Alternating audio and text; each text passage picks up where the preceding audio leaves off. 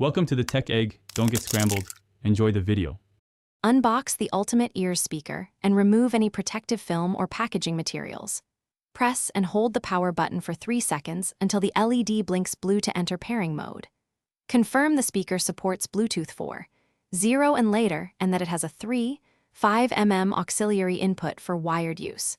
If the battery is low, charge the speaker for about 2.5 hours for a full battery before pairing with a device. On your phone or tablet, open Bluetooth settings and enable Bluetooth scanning.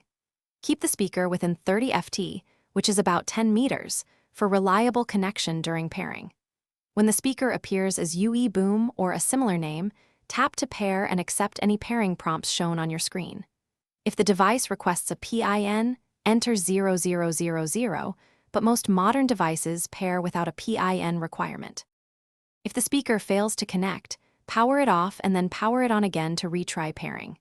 For a deeper reset, press and hold the power button for 10 seconds until the speaker restarts and clears previous connections.